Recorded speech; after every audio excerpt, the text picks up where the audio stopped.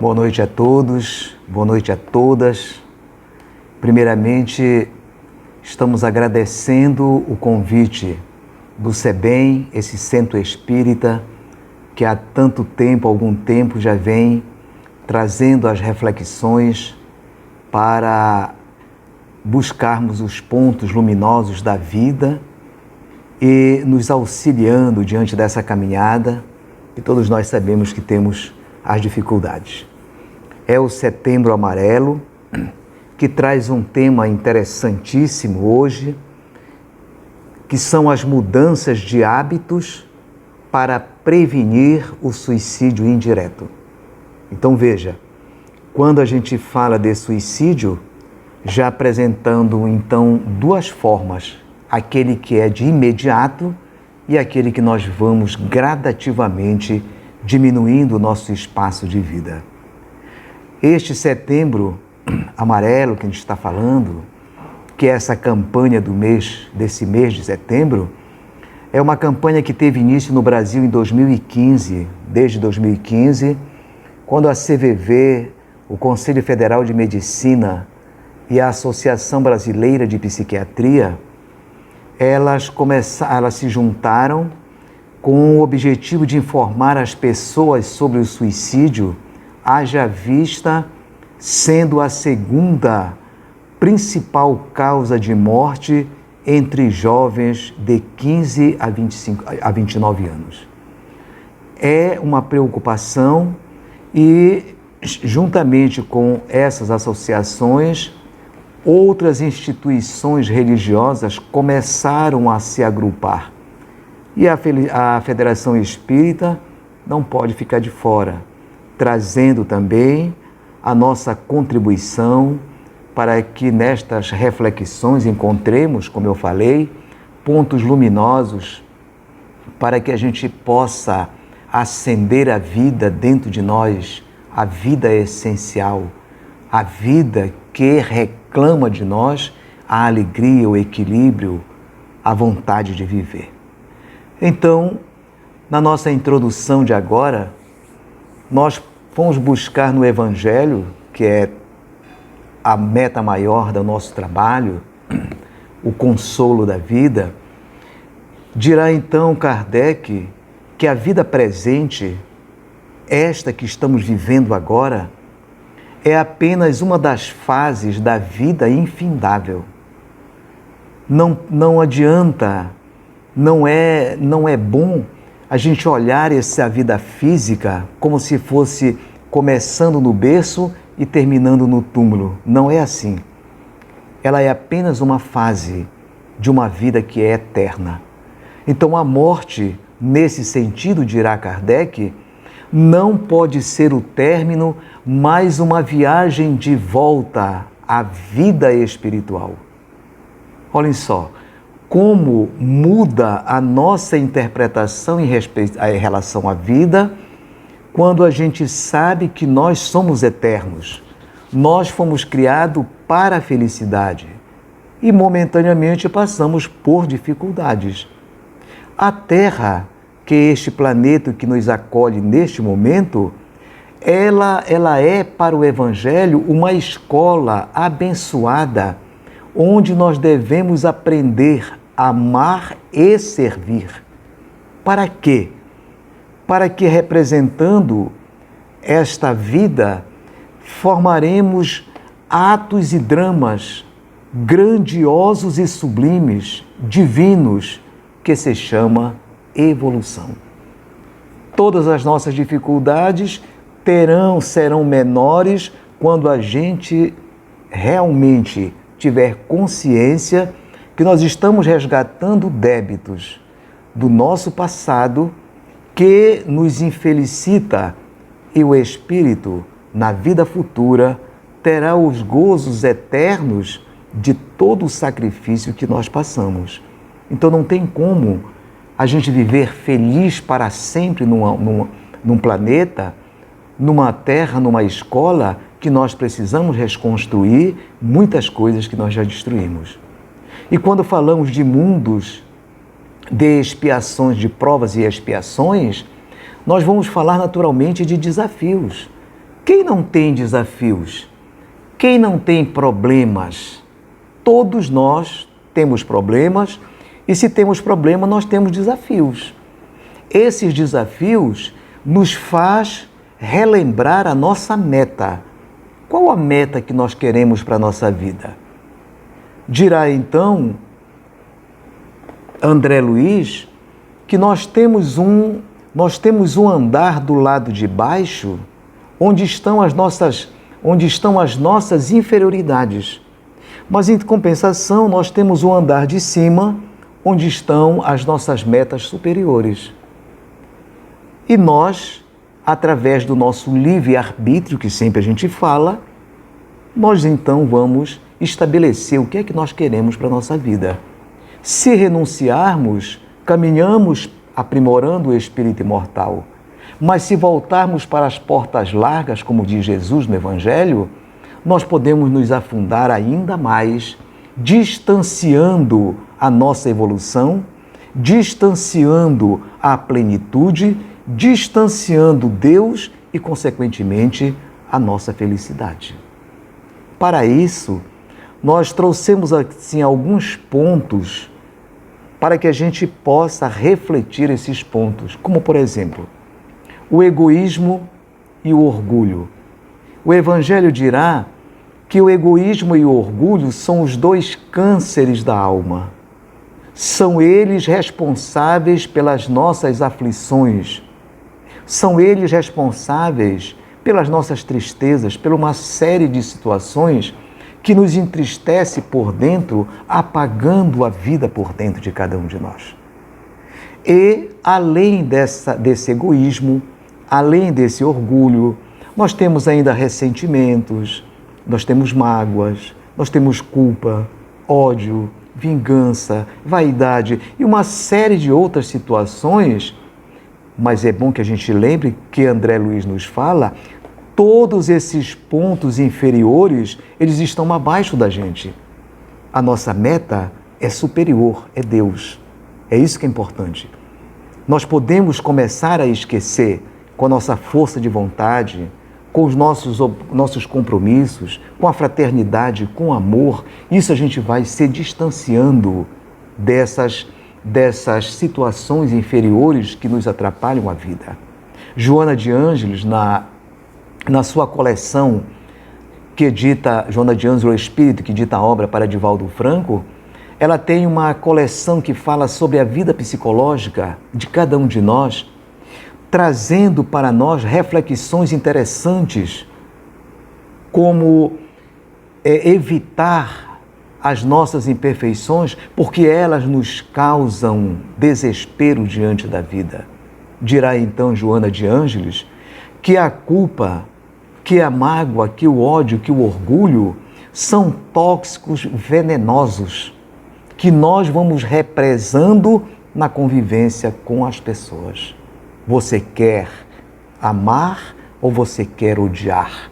Se você ama, você busca o equilíbrio, você busca a alegria. Se você odeia, você busca a tristeza, você busca a infelicidade. E dirá Joana de Ângeles, você está intoxicando, você está envenenando as fibras mais íntimas do nosso cérebro e do nosso coração. Daí tantas tristezas, tantos transtornos, tantas depressões, quantos distúrbios, quantas doenças nós passamos por elas e muitas vezes não temos essa consciência de que nós estamos diminuindo o nosso tempo de vida. Este é o nosso tema. À medida que a gente vive voltado para as nossas paixões inferiores, não podemos viver mais. Com certeza, nós vamos viver menos. E à medida que nós vamos colocando essas descargas elétricas negativas no nosso corpo, na nossa alma, as vibrações se tornam negativas e vai desarmonizando o ciclo vital. Nós vamos perdendo a vida, nós vamos vivendo menos, nós vamos nos tornando mais amargos. Dirá Joana de Ângeles ainda que são coágulos que interrompem o coágulo da mágoa, da culpa, do ódio, eles interrompem o fluxo do amor. Nós fomos criados para amar, gerando aflições, gerando ainda mais enfermidades no corpo e na alma. Essas enfermidades matam o corpo mais cedo e é por isso que nós estamos aqui refletindo que quando a gente morre mais cedo, esses nossos hábitos inferiores antecipam o nosso retorno à vida espiritual. E a gente, além da literatura espírita, existem músicas espíritas, existe a arte, existem outros ingredientes que podem nos ajudar a refletir, a buscar um caminho melhor para a vida. Eu trouxe hoje uma canção de Gonzaguinha, onde ele diz que a vida é o sopro do Criador numa atitude repleta de amor. Então, onde Deus coloca, cria com amor, não tem lugar para a dor, não tem lugar para o ódio, não tem lugar para os conflitos interiores dos quais muitas vezes nós vivemos há tanto tempo. E ele diz que é preciso a gente aprender a viver e não ter a vergonha de ser feliz, cantar a vida, cantar a alegria, mesmo que a gente tenha consciência que hoje não esteja bem, mas amanhã será melhor. Cantar e cantar e cantar a beleza de ser um eterno aprendiz, um aprendiz do verbo amar, o aprendiz do verbo servir, o aprendiz da fraternidade, do amor, construindo uma paisagem interior e exterior que contemple a alegria de viver. Quando nós vamos buscar na questão 964 do Livro dos Espíritos, no tema maior chamado Penas e Recompensas, nós vamos encontrar Kardec perguntando aos espíritos superiores e eles respondem dizendo que Deus estabelece uma lei e que esta lei regula as nossas ações. E às vezes a gente diz assim, mas eu tenho meu livre-arbítrio. O nosso livre-arbítrio, ele é relativo, porque existe uma lei que nós devemos ser subservientes a esta lei. Nós fomos criados para a perfeição, para a felicidade. Então eu tenho que correr, eu tenho que caminhar no trilho de uma lei que me leve à felicidade. Todos nós queremos ser felizes. E se nós violarmos esta lei criada por Deus, o que acontece? Vai recair em cima de nós uma culpa. Esta culpa, ela com certeza refletirá no equilíbrio ou no desequilíbrio da nossa vida. Este desequilíbrio da vida, quando nós estamos transgredindo essa lei, Deus ele não vem julgar, Deus ele não vem castigar, mas ele traçou um limite para cada um de nós, as doenças. A gente vai odiando, por exemplo, até um certo ponto. Quando a gente começa a criar as infecções, os coágulos da culpa, da mágoa, como nós falamos, nós começamos a nos sentir mal e nós somos obrigados a procurar a saúde. E a saúde está na fraternidade, no amor. Porque são essas substâncias, esses ingredientes que nos dão o equilíbrio da própria vida. Então, quando a gente não consegue, nem pela dor, fazer essa transformação, as doenças, como nós estamos falando, por vezes ela vem até a morte, que é o nosso tema fundamental de hoje. Quando a gente adoece em consequência das nossas aflições, das nossas inferioridades, e a gente não cuida, que a gente não faz uma transformação e a gente chega a morrer mais cedo. A gente volta mais cedo pelas vias do suicídio indireto. E esse suicídio indireto, nós temos um exemplo dentro da literatura espírita de André Luiz, no livro Nosso Lar.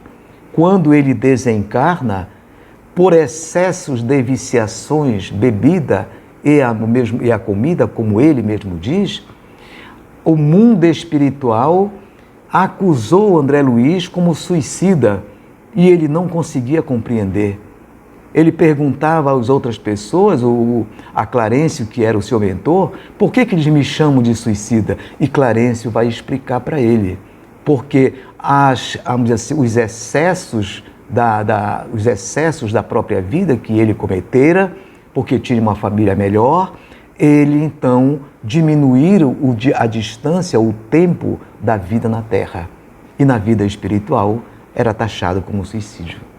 Mas ele ainda traz para nós uma reflexão interessante, porque ele diz assim, se a gente constrói esses hábitos na Terra, e se a gente volta mais cedo pelas vias do suicídio indireto, e se nós também temos essas incriminações dentro do mundo espiritual, ele vem dizer também para nós, no mesmo livro, Nosso Lar, que esta colônia Nosso Lar, existem escolas e universidades ensinando para nós, já lá desencarnados, sobre o universo e a vida, nos preparando como alunos para a reencarnação.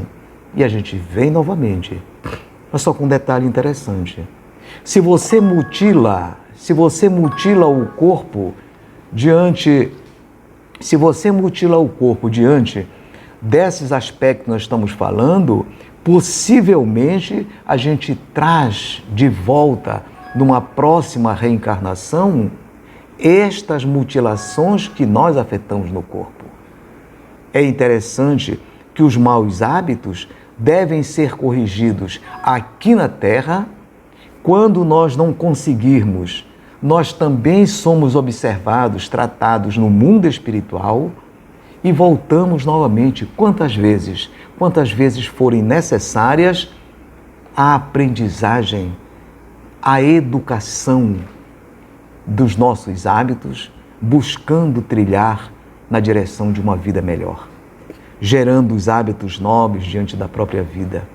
Este processo que nós estamos falando, de corrigir as nossas falhas, indo e voltando através das reencarnações, ela é interessante porque é um processo educativo.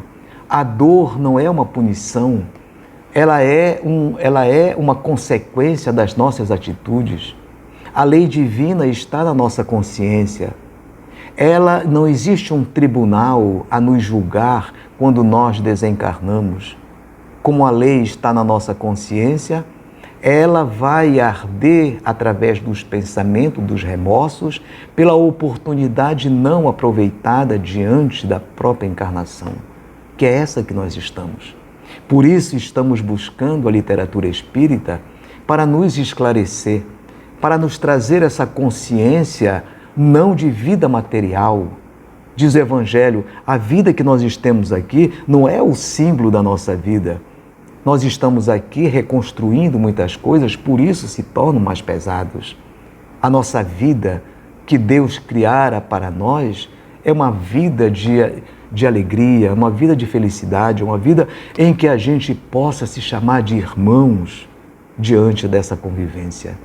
Alexandre, que é um dos mentores também de André Luiz, ele vai dizer que essa ida e esta vinda, ela tem uma necessidade não de passeios, não de sonhos de felicidades, mas da luta diária, que corrige não o erro do outro, mas que corrige os nossos próprios erros. De uma vida que nos renova, nos colocando na direção de um novo caminho, de uma vida que restaura uma vida do passado, que nós precisaríamos mudar e não conseguimos até agora. Enfim, de uma vida que aperfeiçoa. Essa é a nossa meta superior da própria Terra. E ele vai falar então sobre as reencarnações, como nós estamos dizendo. As reencarnações, elas são pontos nesse planeta que são meios. A finalidade maior de cada um de nós é a educação divina. Está lá no livro Missionário da Luz. Tudo isso nós vamos encontrando diante dos aspectos que nós estamos conversando aqui, para que a gente possa buscar um esclarecimento neste setembro amarelo que canta a vida para cada um de nós, mas não é um cântico da vida exterior, é um cântico da vida interior, dos nossos compromissos, do nosso sentimento, da sede maior o nosso coração a transformar nesta comunhão maior da própria vida. Então, quando a gente fala na prevenção dos nossos hábitos prevenindo o suicídio indireto, nós estamos dizendo, portanto, que a gente precisa olhar os nossos defeitos, que as nossas lutas são conosco mesmo e não com o outro. Ninguém muda o outro. A gente vai mudar a fisionomia do mundo a partir das nossas transformações. Quando aprendermos a mudar os nossos vícios, quando aprendemos a caminhar para a porta estreita, como diz Jesus, eliminando as más tendências que trazemos e alimentando, portanto, as nossas virtudes, é este caminho que nós precisamos ter diante da vida. Desta forma, estamos amparando o nosso espírito para compreender que as nossas ações, tão somente as nossas ações, nós temos consequências sobre cada ato nosso. Nós temos responsabilidades sobre ela. E essas responsabilidades das nossas atitudes, elas estão limitadas no nosso corpo físico. Quanto mais nós odiarmos, mais nós vamos adoecer. Quanto mais nós amarmos, mais nós teremos saúde.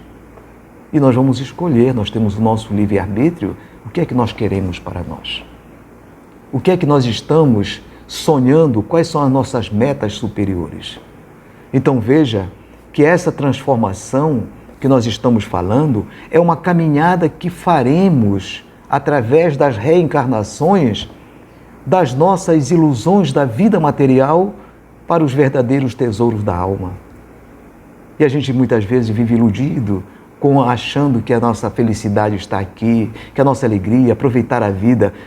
Nada disso é errado, mas não podemos priorizar as conquistas materiais frente aos tesouros da alma, as nossas virtudes, a nossa alegria, a fraternidade, o amor, dos nossos sentimentos. O que estamos fazendo com o corpo vestindo o sentimento de ódio?